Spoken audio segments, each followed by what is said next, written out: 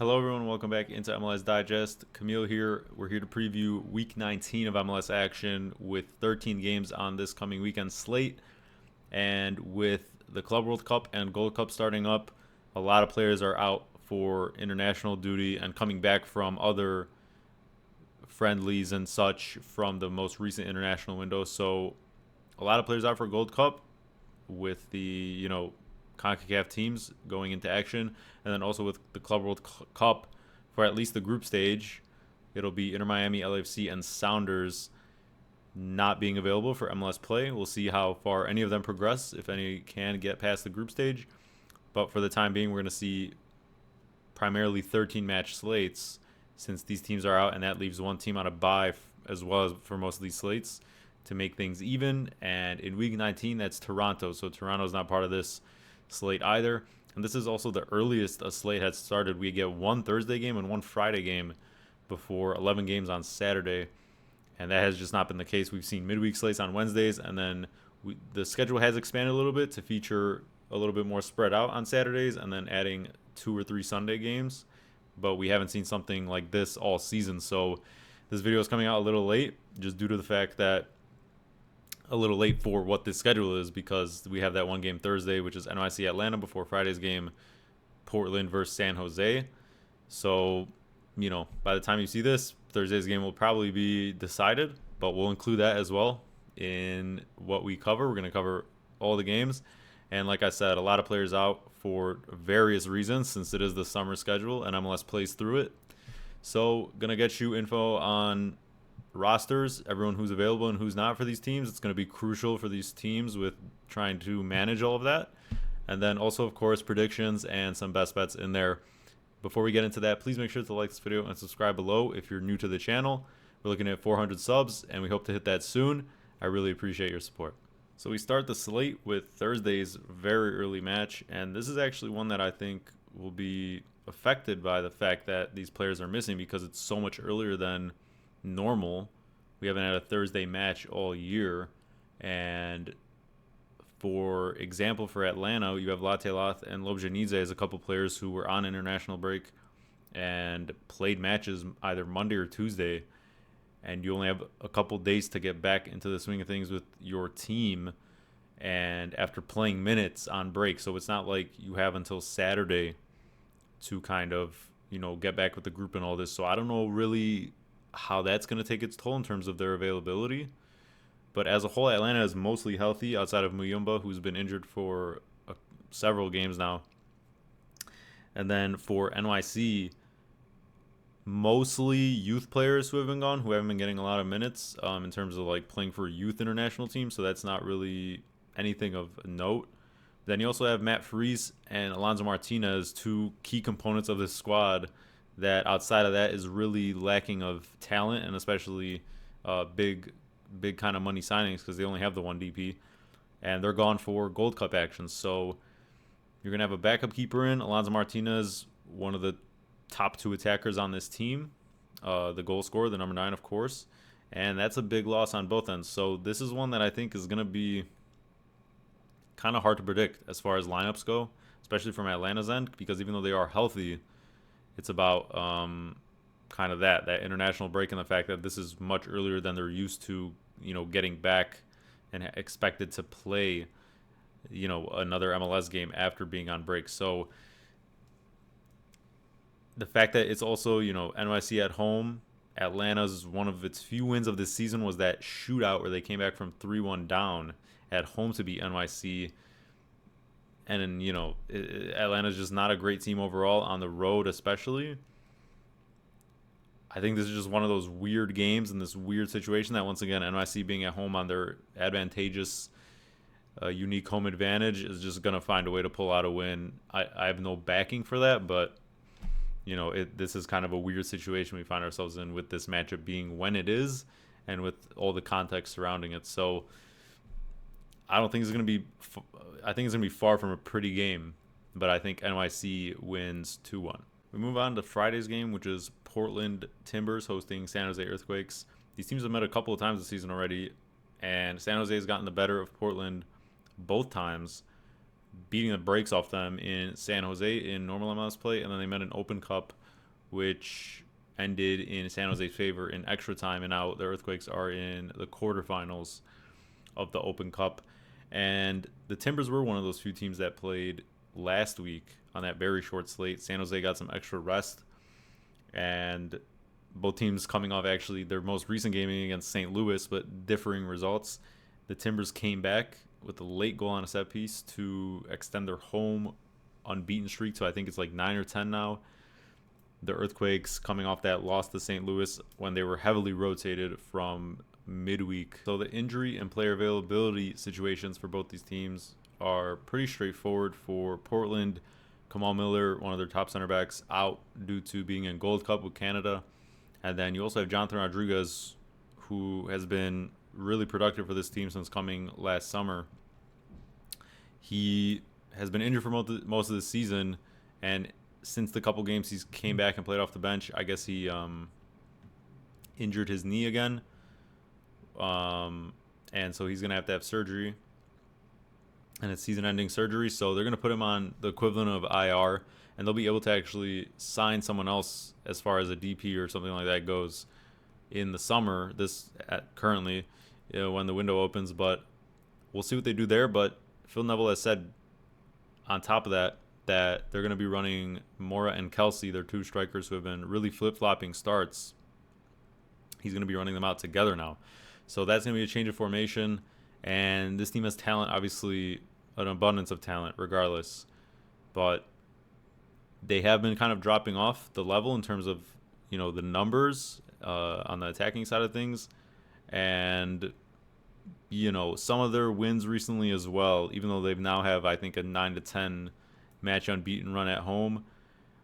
Their last few wins against Colorado and St. Louis, it took a Colorado red card where they went down 1-0 as well. They went 1-0 down in both of those, and then St. Louis really was just poor on their end in terms of executing, shots. So not to take away too much from those two Timbers results, but you could see that the attack, even though they've won these games, maybe hasn't been as overwhelming. And so I think this formation change as well, I'm still kind of holding out to see what that's going to look like, as far as maybe if it takes away from some of these contributors at the moment from, playing to the best of their abilities. They're actually producing on the same level, and maybe it might be a good change for them, but I don't know. And so we'll have to kind of monitor that.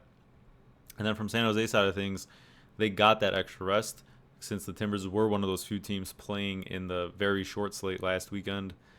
And for San Jose, it's just Chicho Arango out. Outside of that, they're relatively healthy. They've gotten that extra rest. And these two teams, have that history already this season. And San Jose's gotten the better of them for the most part. So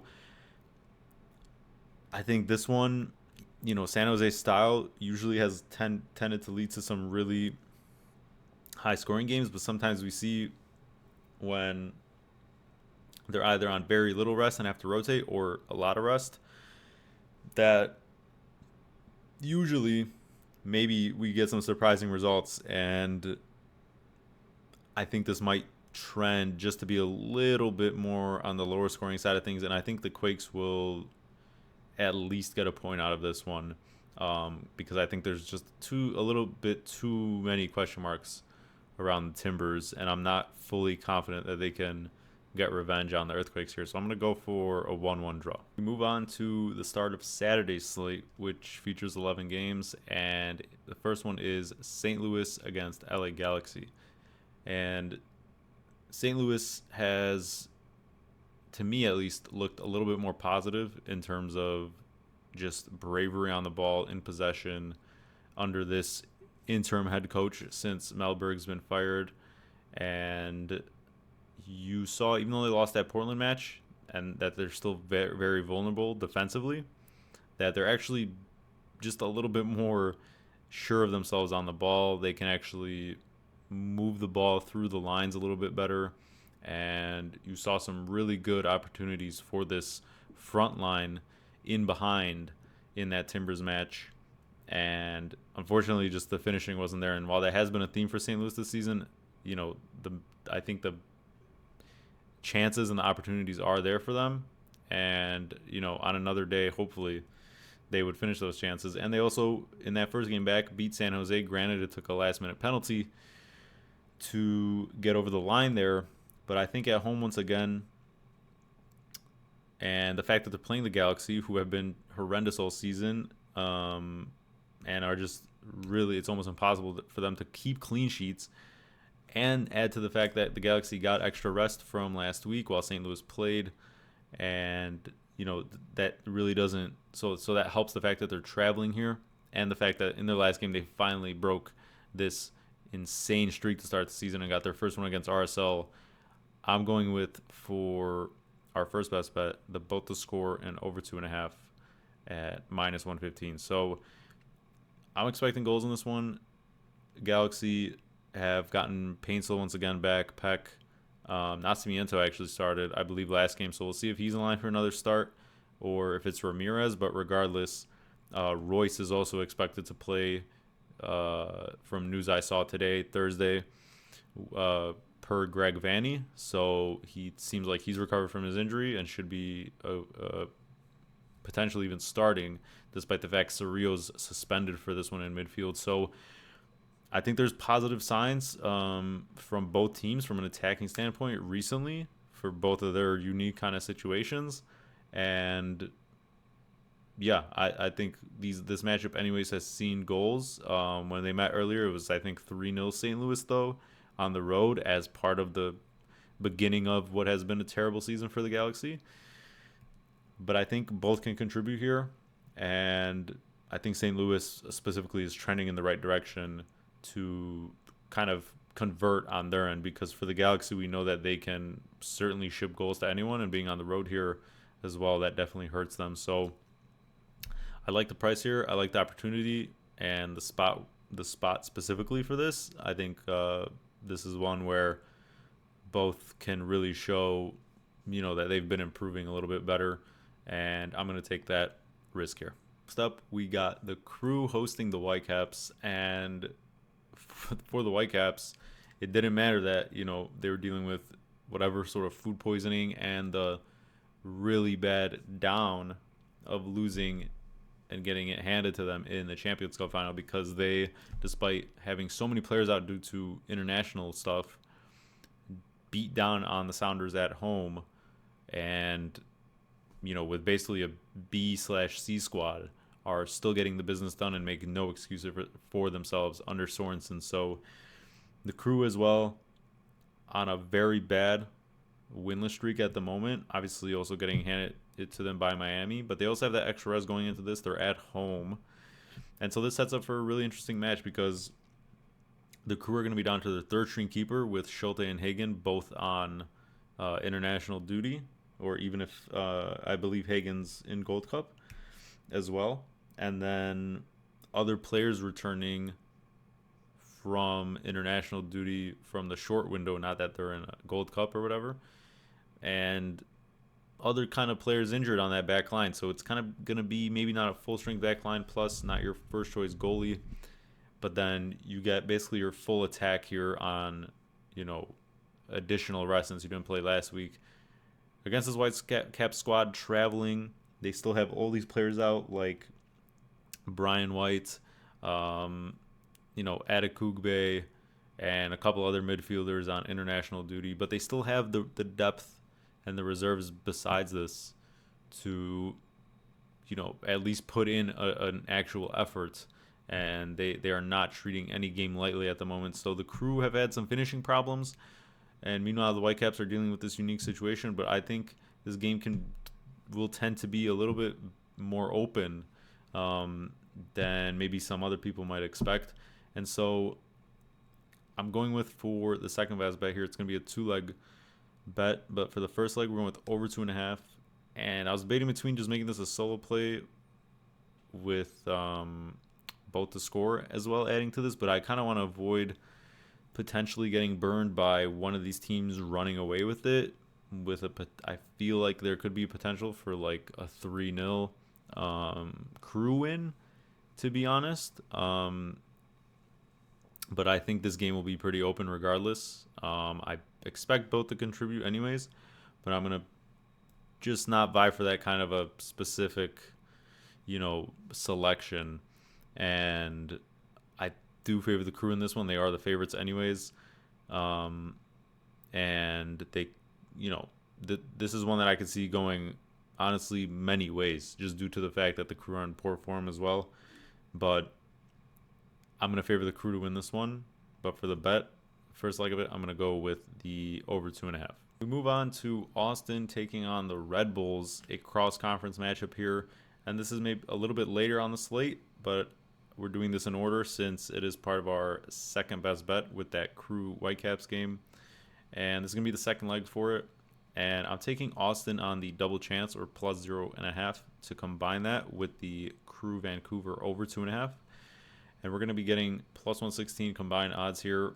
And I think this is, of course, a very safe play on this side of the bet for this second leg, because Austin is sitting around plus 110 or something like that, and is the quote home favorite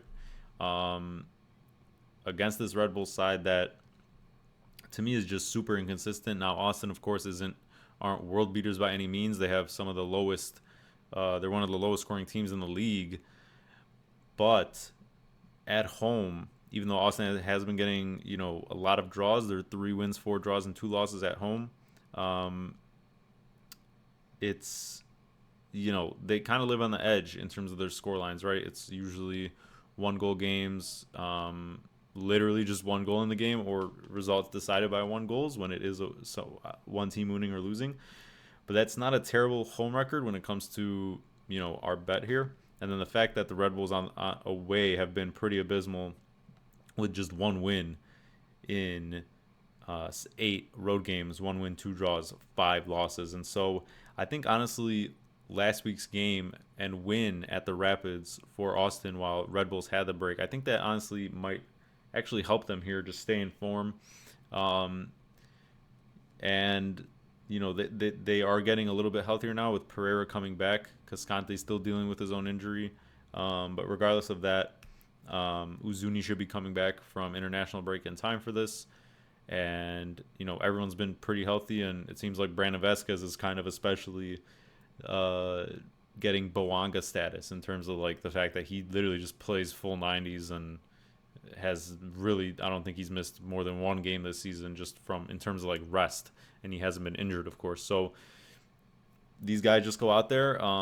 It's pretty consistent as far as lineups go, and you don't have to really worry about if there's going to be a ton of rotation.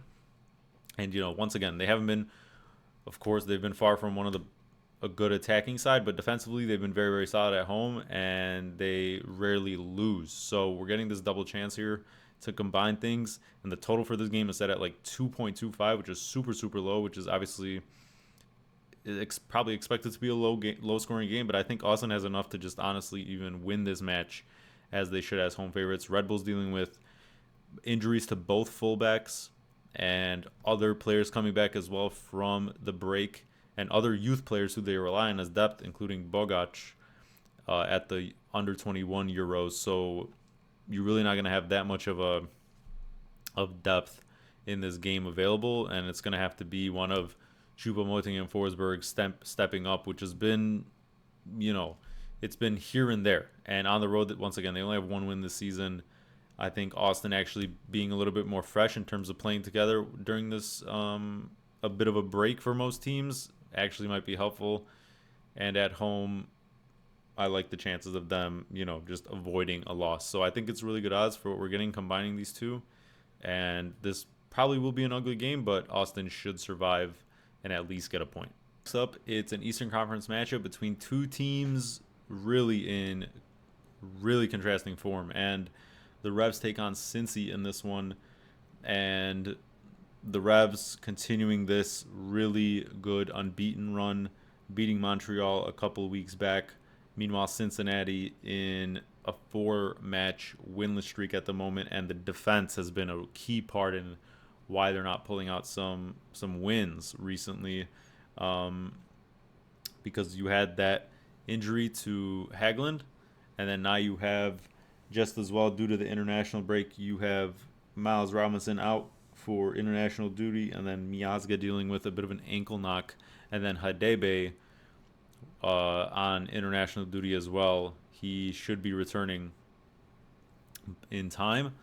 But regardless, the back line just hasn't looked solid, and the system has been getting, they've been leaking a lot of goals, regardless of the fact that obviously everyone is used to this system that since he plays in with the kind of back five with the wing backs a little bit, and it's going to be interesting to see if this extra time off has helped them kind of maybe regain form, regain just better understanding of just fundamentals defensively or not, because this New England side has really been good defensively, and since that switch to that formation, like I've said before, have just been unbeatable, right? During this unbeaten streak. So the thing for New England is still they've been getting these results with kind of unlikely goal scorers, with Campagna out and Langoni out. So it's really been scoring by committee at the moment and a team effort for the most part, just through grit. But the talent at the moment, outside of Carly Hill, isn't really, nowhere near Cincy's from a back to front standpoint, starting 11. So add to the fact that the Revs really haven't played too many games at home this season. A lot of this has come on the road, especially recently since this run. And I just think this game could go various ways. I can see there being a lot of goals or not a lot of goals, because New England doesn't usually make it too open, but Cincinnati has had that form where they've been leaking goals. So I'm going to go for the shot that Cincinnati kind of reestablishes itself, and New England at home, even though it was very early in that beginning part of the season where they were bad, I just think they're going to continue that to be a disappointment at home, at least here. And I think Cincinnati shows its class just from a quality perspective, because at the moment, New England can only go so long without, actual top level talent producing and just being healthy and available. And that's just not the case for them right now from a whole squad perspective. So I'm going to go for a 2-0 Cincy win on the road. Next up, it's another Eastern Conference matchup with the Union hosting Charlotte. Once again, both these teams getting that extra time off, not playing in that short slate last week. But these teams really being affected from a top-end, production and talent perspective in terms of who's going to be out with Gold Cup action and international action. And for the Union, it's a bit of a bigger list. You have goalkeeper Andre Blake, Nathan Harriel, Jean-Jacques, and then also Quinn Sullivan out for the Gold Cup. And that's just a lot of your defensive midfield and back line, and, of course, the goalie. The three big pieces there, and then a midfielder and Quinn Sullivan out. And then for Charlotte, it's your main man up top, Ajimang. And then also Tim Ream, who's been, one of their better defenders this season, even though they've been not as good, as a whole defensively, especially on the road, that those are big losses for them. And Charlotte hasn't been a great road team. Yes, they did just beat Toronto recently, but once again, their only 2 wins on the road this season are against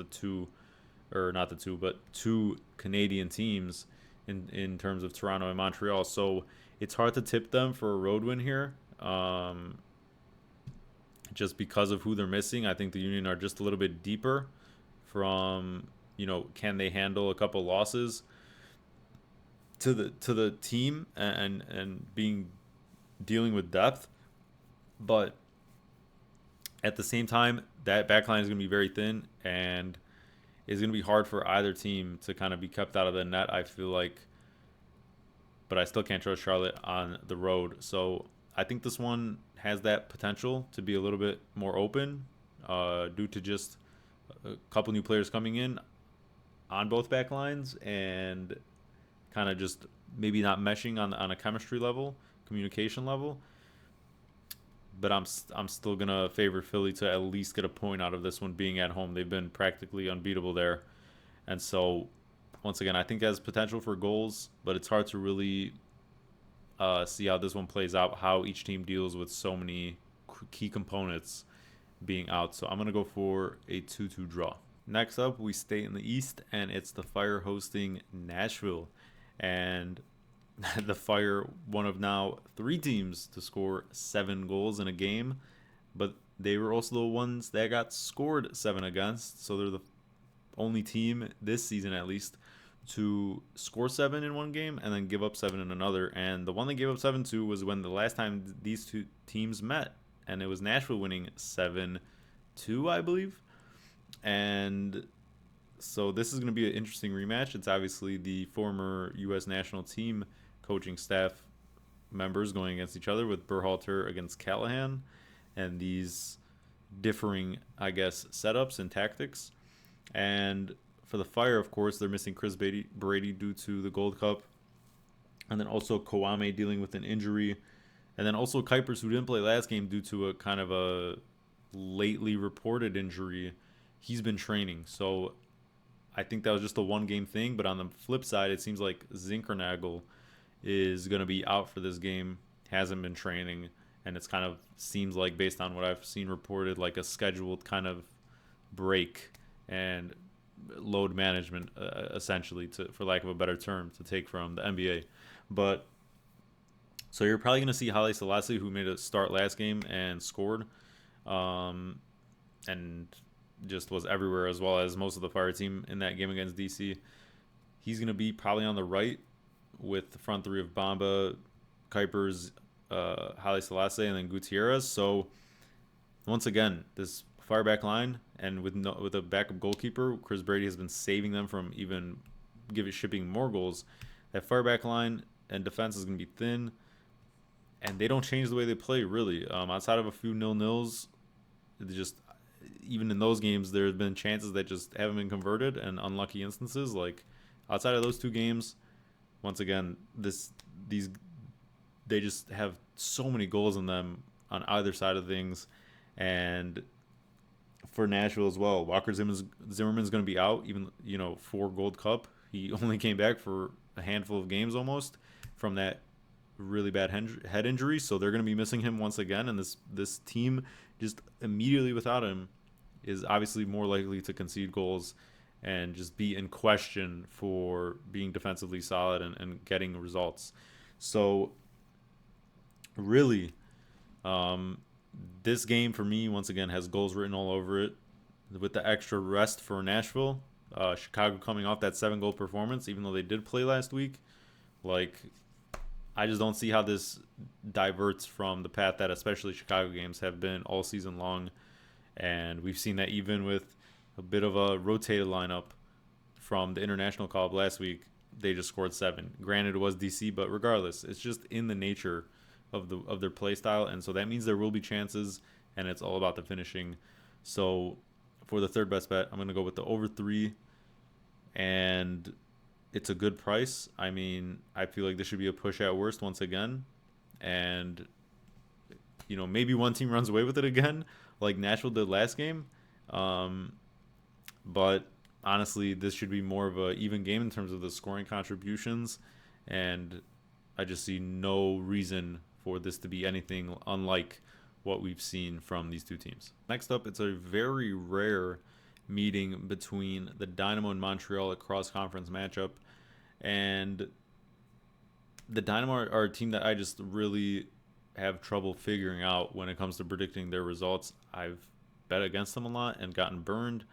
And then I feel like the few times I have been on them when they're the favorites, or it just seemed like expected to do something in certain matchups, it just doesn't pan out. So they're very uncharacteristically winning games that they shouldn't.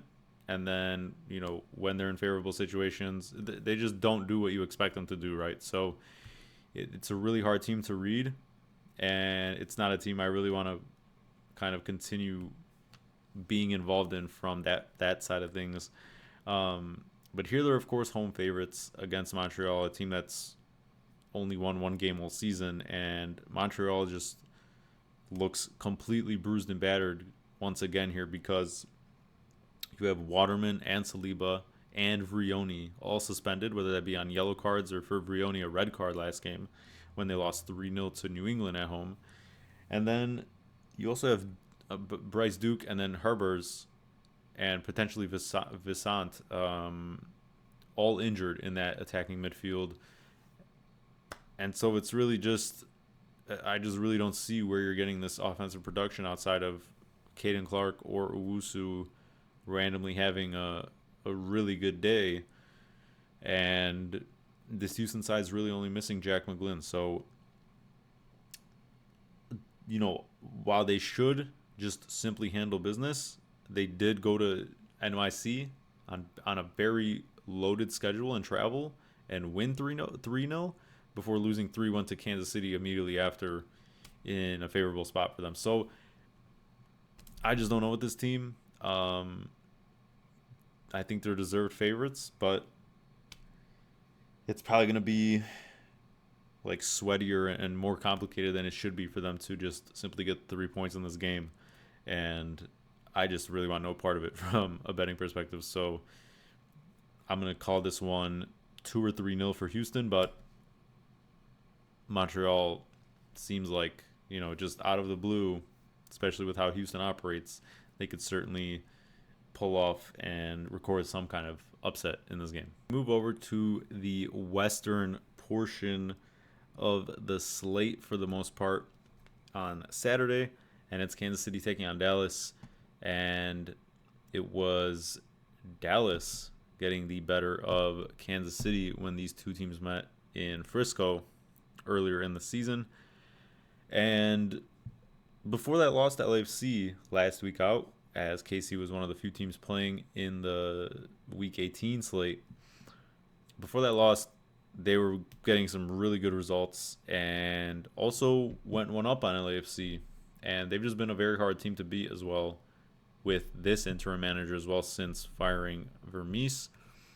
And then Dallas as well, a couple of pretty good draws against two of the East top teams, of course, with Cincinnati and the Union. And they're getting a little bit healthier now.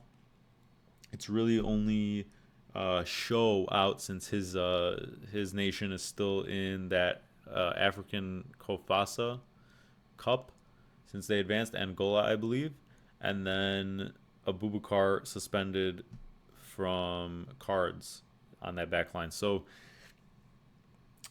Pais as well, he was on international duty, one of the better goalkeepers in this league for sure, but he'll, of course, be in consideration of a comeback. And, despite the fact KC has been very, very good in the past month and a half, neither of these teams from the metrics, the attacking metrics, are very good whatsoever. Both in that bottom 10. And it's really hard to say because it feels like in possession, Kansas City just overall hasn't been all that threatening when teams sit in deep, and that's what Dallas kind of hung on in that last matchup once they did take the lead right before halftime. And just really, Dallas doesn't have a lot of the ball anyways, and it's hard for them to kind of counter and attack too much unless it's that battery ram of Acosta and Musa, but they're going to be healthy. So I do kind of like Dallas to continue this better form at the moment, and they've been really much better on the road anyways than at home. So I think this is one Dallas can do the double over Kansas City in, or at least get a draw out of it. But I'm going to go for a Dallas 2-1 win on the road. Next up, it's Minnesota hosting San Diego, and this is a really interesting matchup tactically because Minnesota, of course, lives and dies by this very low possession style, counter-attacking style, and San Diego, of course, is in-your-face possession, not just for the sake of possession, but to really be, dangerous and direct. But because of these international cups at the moment and players leaving, that's leaving a lot of top-tier personnel out for the way that these teams are able to execute on each of their styles. And for Minnesota, that's Oluwaseyi Rosales, for example. That's your striker and wingback. And then also Dane St. Clair, one of the top keepers in this league as well, out, as well as Harvey on that back line. So even though you have Yeboah and a lot of other wingbacks with the inclusion of Gressel now with that pickup mid-season, that just leaves that little bit of quality out at the moment. And then for San Diego, whose midfield has been bossing it all season, and that's why they keep so much possession, right? It's going to be Godoy and De La Torre out for Gold Cup, and so I think if I had to, and I'm gonna make a prediction, but if I had to make a prediction and make a guess as to which players being unavailable affects the team more, I'd say it's San Diego being worse off. Um, and Minnesota just proved, in a sense, that they can do this against the top teams in terms of the ones that hold possession and um, potential playoff matchups that they'll encounter in the playoffs because they just beat Seattle doing this and sticking to their style and got away with a really good win on the road. So this is another one of those tests in that sense. Even though it's not full strength versus full strength, it's another one of those, clash of tactics and ideals. So I can see this one going either way, anyways. But I think San Diego's going to have a more of a steep drop off in the way they're able to kind of enforce themselves and their will onto this game from a tactical standpoint. So I think Minnesota as well, being at home, is going to feel pretty comfortable, and I think they just edged this one out for the win. I'm going to go 2-0 to Minnesota. One of the final games of the slate features a cross-conference battle with the Rapids hosting Orlando. And for the Rapids, it's really only Zach Steffen, who of course is a big deal, out in goal, but the backup has been pretty serviceable in the time he's already had to play, because now Zach Steffen's officially going to be out for like another month at least. And also Bassett, the younger midfielder, but he's also been out for a couple games. They've been able to manage, and they've also gotten Navarro back and Mihailovic after a couple of slight knocks, and then also Kudi Pietro getting consistent starts now. And so from an attacking perspective, generally healthy, with just a slight drop off on that, in terms of keeping clean sheets, being, reliable defensively.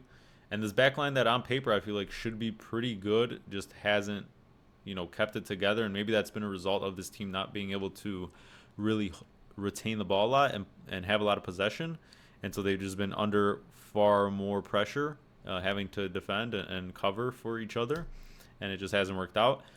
And now they're facing an Orlando team that at the same time also doesn't really retain or like to have a lot of the ball. They like to be in, they're a very transitional team, I feel like.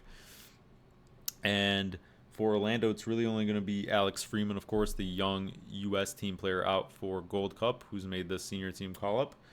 And then also Maguire, who really hasn't been the true number 9 option most of the season because of Muriel's revival. So it's not really too big of a loss with his surgery.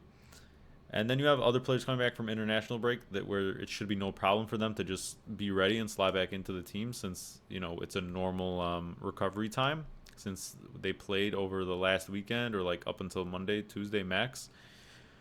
And that's where I'm headed for this final best bet number 4. Once again, I'm going with the over 3 in this game at even odds. And I think this is a fantastic opportunity for goals. Colorado has been really struggling in terms of just general form. A lot of their games, as you can see recently as well, it's been very one-sided. Not a lot of team games where both teams have scored, and it's been kind of a little bit more back and forth. But I think that turns around here just due to the styles of these teams, right? And Orlando going on the road, they just drop off a little bit defensively. And Orlando as well is really, really good, has a lot of great players in transition. And then with the Rapids getting much healthier, I think this team still has another level to show when fully healthy. Obviously, Bassett being out hurts a little bit, but I still think this front four now with Navarro, Kudi Pietro, Mihailovic, and whether it be, one of these other wingers like Cabral or whoever, I think that's enough. And the fact that they played last week as well as one of these few teams, the Rapids, even though they lost to Austin, who's obviously a really tough defensive team to break down, I think Orlando's a little bit less so. of course, and just the stylistically, right, how this game will play out. I see there being transitional opportunities, moments, and lots of space for both teams. So Colorado just hasn't been solid enough defensively, but Orlando being on the road as well, I think both should easily, be scoring here. And then at worst we get a push, but I see the potential for this to turn around in terms of the score lines for the Rapids. And for Orlando, it's kind of in par for the course as to how their games have gone. They've been a little bit kind of like the Fire, and they're also in a bit of poor form at the moment in terms of the results. And so it's kind of hard to predict. They are favorites in this one on the road, which is kind of rare, for MLS, because I don't think they're like all that dominant, especially with their recent form. But that kind of leads itself into the fact that I think this could be one that Orlando could come out with a win in, but it's going to be a little bit more high scoring. I just don't see them holding off the Rapids on the road in this altitude, of course, as well. Close the slate out. It's another cross conference matchup with RSL hosting DC United. DC United would just shipped 7 goals in a very ultra rotated game between them and the Fire for both teams. And we're one of those few teams to play in last weekend's short slate. But regardless, after a pretty decent revival in form, tying the Revs and then beating Cincinnati on the road, maybe not the most expected result, but at the same time, DC has been still one of the worst teams this season. And RSL as well. These two teams are kind of on level, They're both towards the bottom of their respective conferences. And, of course, DC's conference, I think this might be objective, honestly, even, but in my opinion, the East is much harder. But for RSL, like we know, it's been the Diego Luna show all season long, and he's going to be out for Gold Cup. And so is Marchuk, one of their other last summer signings. He's going to be out for the under 21 Euros with Poland. And then you also have Glad and Anelli out with their own injuries. And then for DC, obviously, as we know, Benteke has been injured for a while. His status could randomly pop up as, he could randomly recover. They've been very not transparent about his timeline. And also Peglau has been dealing with his own injury. So this DC team is obviously lacking in talent outside of Pirani, who, has had a couple moments in the last couple of games. But also they played last week. They have to travel away to the West Coast here, and neither of these teams have many wins between them. So it's a very hard one to call. RSL has to just get the bit of the advantage just due to the home field altitude. And this is just not a situation DC finds itself in often, traveling here. So honestly, this is one that also as well, in terms of like an under on goals, is a little, I'm surprised it's playable as far as like a normal 2.5 or 3, I believe, from what I remember seeing. And that could be one that I honestly add as I just process it a little bit more, and add to the Twitter plays. So be on the lookout for those in general, because I feel like there could be some ads, but I just don't know like if this is going to be a randomly open game, because both these teams are so bad, and defensively that's what's going to stand out, is like, these teams are randomly going to, get goals on each other just because it's such a like random opportunity, or it's just that, both these teams are so bad, and that's what's going to show from an attacking standpoint, is like this is going to be one of the worst games to watch, and on paper that's how it like kind of stands to be. So that's kind of where I'm leaning more towards, because neither of these teams have their top goal scorers on either side of things, and outside of that, it's just been like grit and heart in certain moments that have gotten these teams like draws here and there. So it's one that's super hard to call from a result, but yeah, I don't expect too many goals in this one. I'm going to go for a 1-1 draw. Thanks for tuning in, everyone. Let me know what matchups you're looking forward to the most this weekend. Let me know down below in the comments. And this should be a pretty interesting slate with all the players missing for a lot of these teams. So could see a lot of variance in terms of these results. But I am expecting us to return a little bit to this major league scoring, especially this weekend. I like some of the potential for these matchups to be entertaining, regardless of maybe some players missing on either side of things. So let me know once again in the comments below. Make sure to leave a like down below on the video and subscribe to the channel if you haven't. And I'll see you guys ahead of the next video.